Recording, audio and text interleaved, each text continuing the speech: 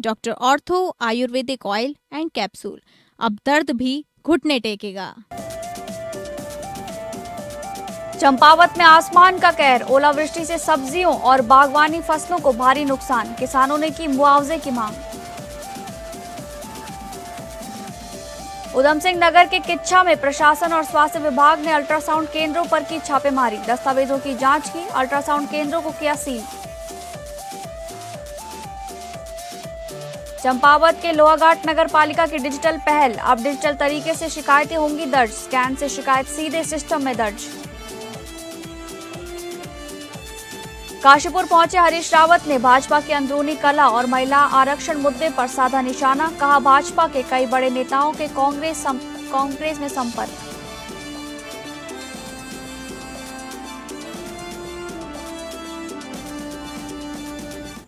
नमस्कार, आप सभी का स्वागत है उत्तराखंड न्यूज में। मैं हूं आपके साथ शालिनी राणा। शुरुआत करेंगे उत्तराखंड से जुड़ी खबरों की। उत्तराखंड के चंपावत जिले के लोहाघाट में अब लोगों को शिकायत दर्ज कराने के लिए दफ्तरों के चक्कर नहीं लगाने पड़ेंगे। नगर पालिका परिषद ने नागरिक सुविधाओं को तेज, आसान और पारदर्शी बनाने के लिए क्यूआर कोड आधारित शिकायत पंजीकरण प्रणाली शुरू कर दी है। इस नई व्यवस्था के तहत नागरिक मोबाइल से ही क्यूआर कोड स्कैन कर घर बैठे ही शिकायत या सुझाव दर्ज कर सकेंगे।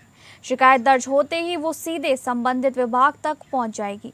शिकायतकर्ता को एसएमएस या कॉल के जरिए कार्रवाई की जानकारी मिलती रहेगी। नगर पालिका अध्यक्ष गोविंद वर्मा की अध्यक्षता में हुई समीक्षा बैठक में इस पहल का शुभारंभ किया गया। वर्मा ने कहा, हमारा प्रयास लोहाघाट को स्मार्ट, स्वच्छ और व्यवस्थित नगर बनाना है। क्यूआर कोड प्रणाली से लोगों को सुविधा मिलेगी और पारदर्शिता बढ़ेगी।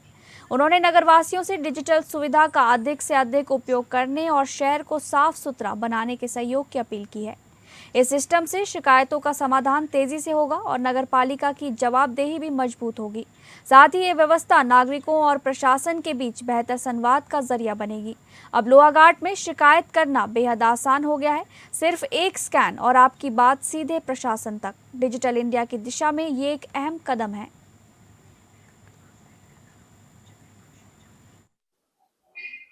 नगर में लगातार यहाँ के जो हमारी देवतुली जनता है, लगातार नगर पालिका में आकर के एक रजिस्टर में रखा हमने शिकायत का।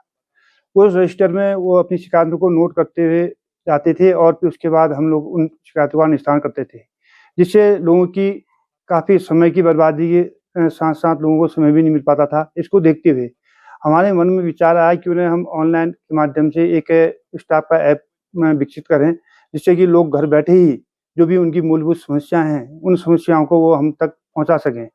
और इसको देखते हुए एक क्यूआर कोड का बनाया गया और जिसके माध्यम से लोगों को घर बैठे ही, चाहे उनके स्वच्छता के मामले में हो, चाहे स्ट्रीट लाइट के मामले में हो, चाहे कहीं पर बरसात के सीजन में कोई दिक्कतें हों या अन्य जो भी परेशानी नगर पालिका के माध्यम से उनका समाधान हो सके।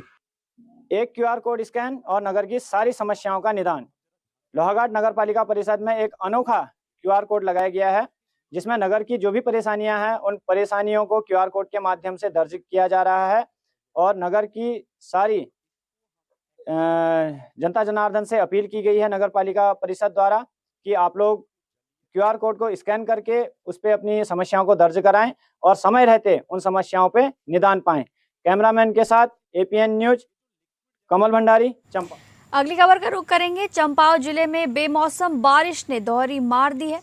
गुरुवार को दोपहर और देर शाम चंपावत, लोहाघाट और बाराकोट में अचानक तेज बारिश के साथ ओलावृष्टि हुई। भीषण गर्मी से लोगों को राहत मिली, लेकिन किसानों की फसलें बर्बाद हो गई। बाराकोट में ओलावृष्टि और बारिश से खेतों में खड़ी फसलें झुक गई, खेत तबाह हो गए। किसानों के चेहरों पर चिंता साफ दिख रही है। एक किसान ने कहा, बारिश से पानी मिला पर ओलों ने फसल पूरी खराब कर दी, सरकार से मदद चाहिए। वहीं बारिश का अच्छा असर भी दिखा। लंबे समय से सूखे नौले, धारे और छोटे जल स्रोतों में पानी भर गया है। इससे पेयजल संकट से लोगों को थोड़ी राहत मिली है। अब किसान प्रशासन से मुआवजे की मांग कर रहे हैं। देखना होगा कि सरकार किसानों को राहत देने के लिए क्या कदम उठाती है।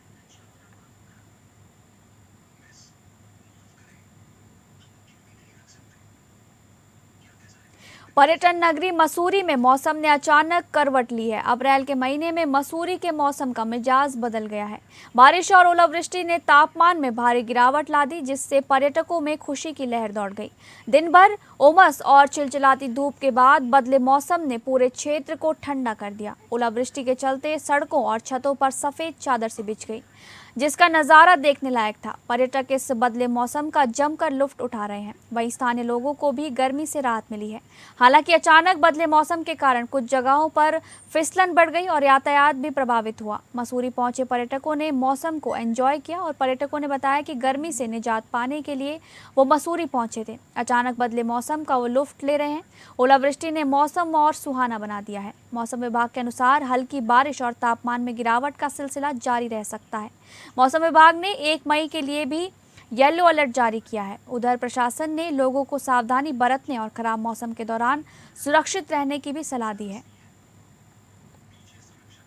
मसूरी का मौसम अजूबों से भरा है। अभी सुबह तो बहुत अच्छी धूप थी और बिल्कुल बारिश होने लग गई और बहुत बड़े बड़े ओले भी रहे यहाँ पर।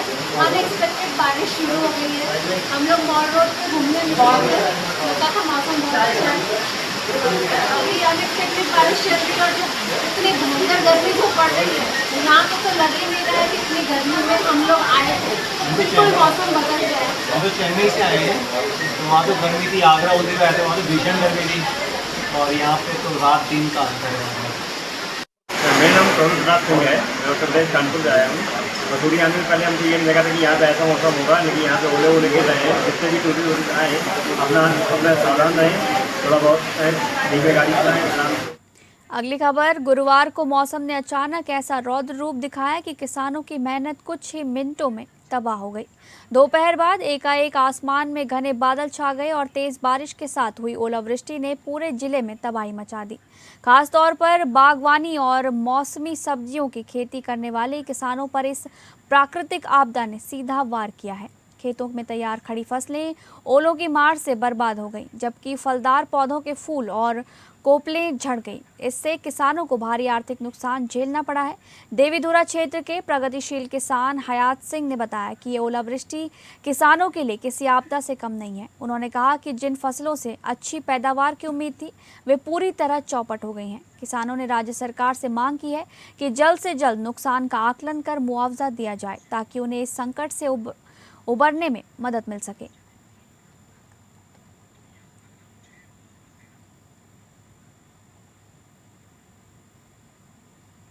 सोशल मीडिया पर चंपावत के बिसराड़ी गांव में बादल फटने का दावा करता एक वीडियो तेजी से वायरल हो रहा है। जिला प्रशासन ने इसे पूरी तरह भ्रामक और निराधार बताया है।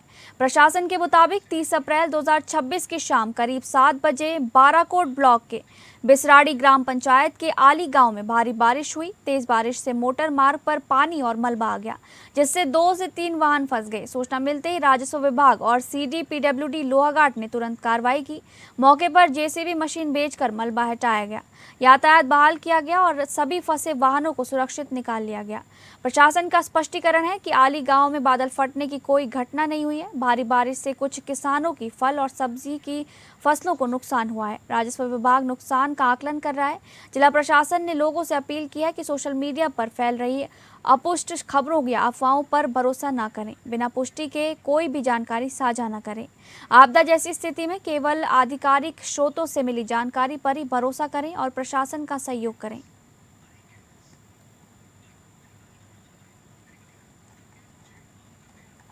अगली खबर का रुख करेंगे जो मसूरी से है। रेहड़ी पटरी कमजोर वर्ग कल्याण समिति द्वारा आज शहीद स्थल झूला पर घर शासन, प्रशासन और नगर पालिका परिषद मसूरी की बुद्धि शुद्धि के लिए यज्ञ का आयोजन किया गया।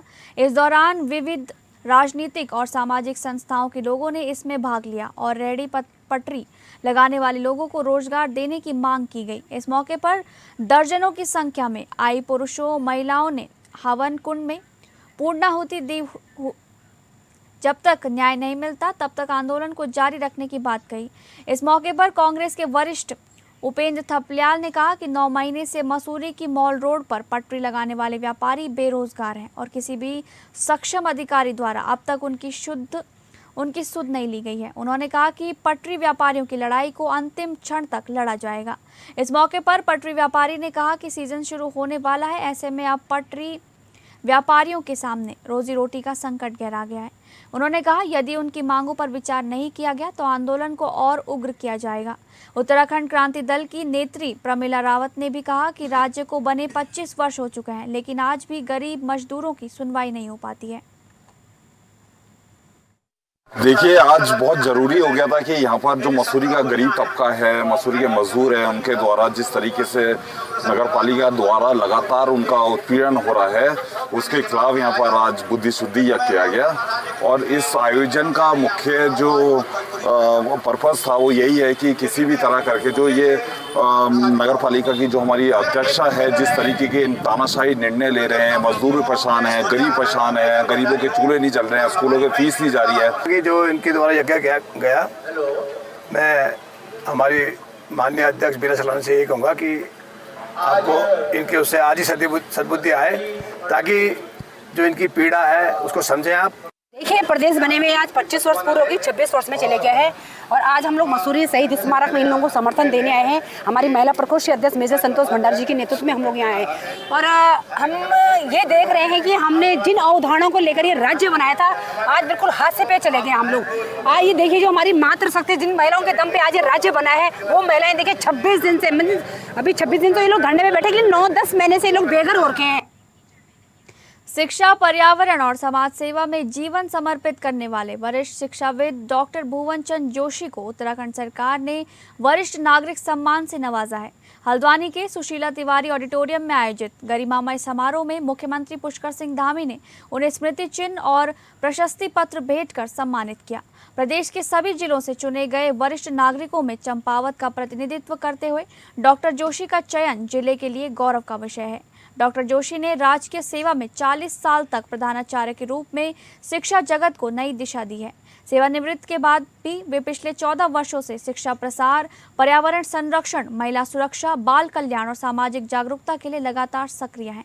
सम्मान मिलने पर भावुक डॉक्टर जोशी ने कहा, राजकीय सेवा ने मुझे कर्तव्य सिखाया, पर समाज सेवा ने आत्मिक संतोष दिया। मैं हमेशा समाज के साथ खड़ा रहूंगा। ये सम्मान मेरे लिए नई ऊर्जा और जिम्मेदारी है। डॉक्टर जोशी को सम्मान मिलने पर पूरे चंपावत में खुशी का माहौल है। जनप्रतिनिधियों, शिक्षाविदों और समाज सेवियों ने उन्हें बधाई देते हुए कहा कि उनका जीवन संघर्ष, समर्पण और सेवा का जीवंत उदाहरण है। उनका मार्गदर्शन आने वाली पीढ़ियों को प्रेरित करता रहेगा। काशीपुर पहुंचे राज्य के पूर्व मुख्यमंत्री और वरिष्ठ कांग्रेस नेता हरीश रावत का कांग्रेस कार्यकर्ताओं ने जोरदार स्वागत किया। इस दौरान उन्होंने भारतीय जनता पार्टी पर जमकर निशाना साधा। उधम सिंह नगर जिले के गदरपुर विधायक और उनके पुत्र पर जमीन हड़पने के आरोपों को लेकर सियासत गरमाई हुई है। इस पूरे मामले पर बोलते हुए हरीश रावत ने कहा कि आने वाले समय में इस मुद्दे पर बड़ा हंगामा देखने को मिल सकता है। भाजपा के कई बड़े नेताओं के कांग्रेस के संपर्क में होने के दावों पर भी हरीश रावत ने सहमति जताई। महिला आरक्षण बिल को लेकर भी हरीश रावत ने भाजपा सरकार पर निशाना साधा। वहीं 2027 के विधानसभा चुनाव को लेकर पूछे गए सवाल पर हरीश रावत ने कहा कि कांग्रेस जनता की मोहब्बत के चेहरे पर चुनाव लड़ेगी। अब देखना होगा कि कांग्रेस इस बढ़ते उत्साह को चुनावी नतीजों में कैसे बदल पाती है। के अंदर गंभीर मतभेद है, गंभीर झगड़े हैं। एक दो को तो इन्होंने मंत्रिमंडल में ले लिया जो ऐसा झगड़ा पैदा कर रहे थे, लेकिन कुछ लोग बाहर रह गए हैं। वो लोग जो है बड़े गुस्से में हैं और अपने वरिष्ठ लोगों का भाजपा सम्मान नहीं कर रही है। ये दुर्भाग्य की बात है। अब मैं ये नहीं जानता, क्योंकि ये काम अध्यक्ष जी और हमारे जो कैंपेन कमेटी के चेयरमैन हैं, ये उनके दायित्व क्षेत्र में है। मैं नहीं जानता, लेकिन इतनी भनक मुझको भी है कि कई नेतागण भाजपा छोड़ करके, जिनमें मंत्री भी हैं, वो भी जो है इधर आना चाहते, बल्कि उनमें से एक आध दो जो है उजाड़ू बल्द भी है। अगली खबर उधम सिंह नगर से है, जहां पर साइबर फ्रॉड का जाल फैलता जा रहा है। खाता उधार दो, कमीशन कमाओ के लालच में अपने बैंक खाते दूसरों को देने वाले युवक अब पुलिस कार्रवाई की जद में आ रहे हैं। ताज़ा मामला गदरपुर थाना क्षेत्र का है। दिल्ली पुलिस ने यहां दबिश देकर 2 युवकों को हिरासत में ले लिया है। आरोप है कि इनके बैंक खातों से साइबर ठगी के करोड़ों रुपए का लेन देन हुआ है। दिल्ली पुलिस की टीम गदरपुर पहुंची और दोनों युवकों को अपने साथ ले गई। जांच में सामने आया कि ये युवक कुछ हजार या लाख रुपए के लालच में अपने खाते साइबर ठगों को इस्तेमाल करने दे रहे थे। उधम सिंह नगर में ये पहला मामला नहीं है। इससे पहले भी दिल्ली, हरियाणा, पंजाब और महाराष्ट्र पुलिस साइबर ठगी के मामलों में जिले में दबिश दे चुकी है। ये दर्शाता है कि जिले में साइबर अपराध की जड़ें गहरी हो चुकी हैं।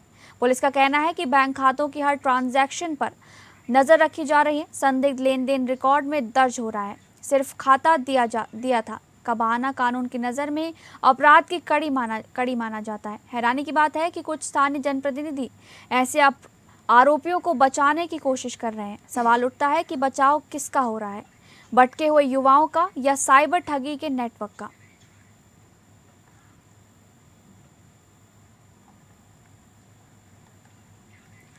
रुद्रपुर में पुलिस ने स्पा सेंटर की आड़ में चल रहे देह व्यापार का भांडाफोड़ करते हुए बड़ी कार्रवाई की है। सन सिटी प्लाजा स्थित स्पा सेंटर पर छापेमारी के दौरान 3 युवतियों और 3 युवकों को मौके से गिरफ्तार किया गया। पुलिस के अनुसार पकड़े गए युवक हल्द्वानी और रुद्रपुर के निवासी हैं, जबकि युवतियां दिनेशपुर और ट्रांजिट कैंप क्षेत्र की बताई जा रही हैं। छापेमारी के दौरान स्पा सेंटर से संदिग्ध सामान भी बरामद किया गया है, जो अवैध गतिविधियों की पुष्टि करता है। देखिए, ये मामला कोतवाली रुद्रपुर का है। यहाँ पर शहर में कोहिनूर स्पा नामक एक स्पा है, जहाँ पे हमें सूचना प्राप्त हुई थी। उसमें जो जनपद की anti human trafficking unit force है, वो मौके पर गई थी और वहाँ पर रेड किया था।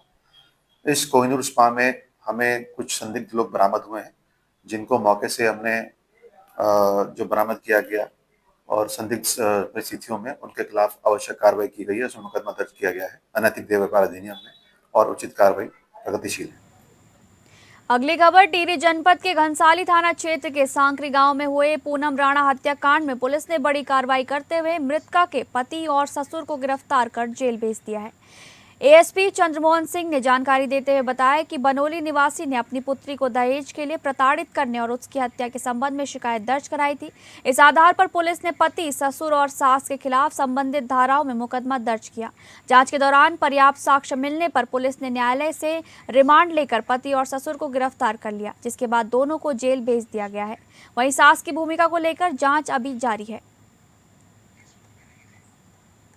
ऐसा है, दिनांक 26/4/2026 को वादी श्री शिव सिंह द्वारा अपनी पुत्री को दहेज के लिए प्रताड़ित करना और उनको मारने के संबंध में उनके पति गौरव, सास अनीता देवी और ससुर कुंवर सिंह के विरुद्ध अभियोग पंजीकृत कराया गया था। इस संबंध में कल दिनांक 29/4 को कुंवर सिंह और उनके पति गौरव सिंह को अरेस्ट करके उनका रिमांड लेके उनको न्यायालय से रिमांड लेके अपेक्षा में जेल भेजा दिया गया है। और इसमें पीएम रिपोर्ट भी प्राप्त हो चुकी थी। पीएम रिपोर्ट में काउज ऑफ डेथ हैंगिंग है। उधम सिंह नगर जिले में अवैध गतिविधियों पर रोक लगाने के लिए स्वास्थ्य विभाग और प्रशासन ने संयुक्त रूप से बड़ी कार्रवाई की है। सीएमओ डॉक्टर के अग्रवाल के निर्देश पर तहसीलदार गिरीश त्रिपाठी और स्वास्थ्य विभाग की टीम ने किच्छा क्षेत्र में संचालित 8 अल्ट्रासाउंड केंद्रों पर छापेमारी अभियान चलाया। जांच के दौरान सूरजमल अस्पताल और छत्रपति साहूजी महाराज हॉस्पिटल के अल्ट्रासाउंड केंद्रों पर रेडियोलॉजिस्ट मौजूद नहीं मिले।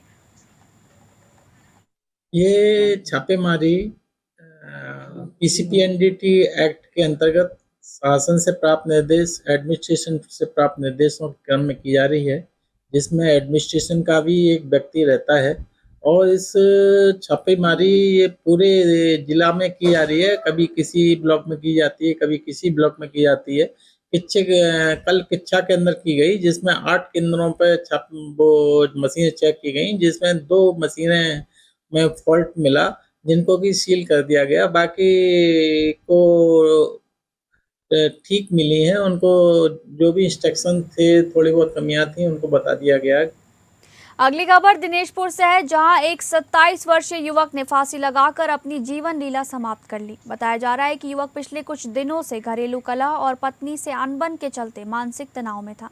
देर रात खाना खाने के बाद वो अपने कमरे में सोने चला गया, लेकिन सुबह जब काफी देर तक दरवाजा नहीं खुला तो परिजनों को अनहोनी की आशंका हुई। जब दरवाजा तोड़ा गया तो अंदर का मंजर बेहद दर्दनाक था। युवक फांसी के फंदे पर झूल रहा था। ये दृश्य देखकर परिवार में चीख पुकार मच गई और पूरे इलाके में मातम छा गया। घटना की सूचना मिलते ही पुलिस मौके पर पहुंची और शव को कब्जे में लेकर पोस्टमार्टम के लिए भेज दिया गया है।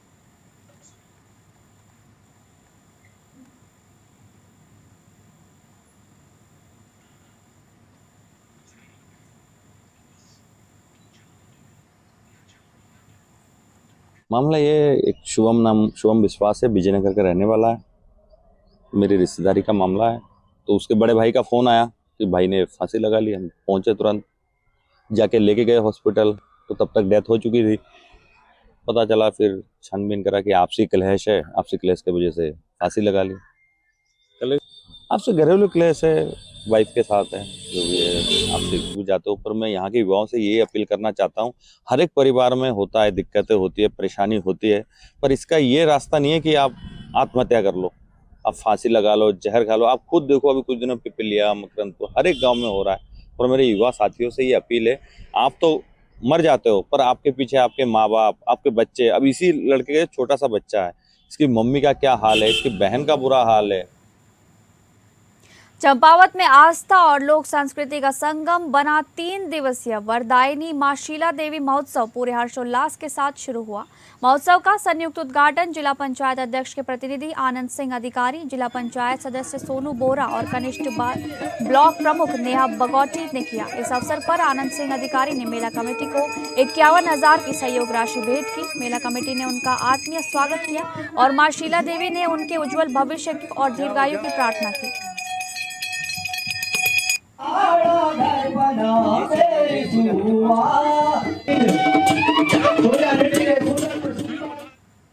फिलहाल उत्तराखंड न्यूज में बस इतना ही। नमस्कार।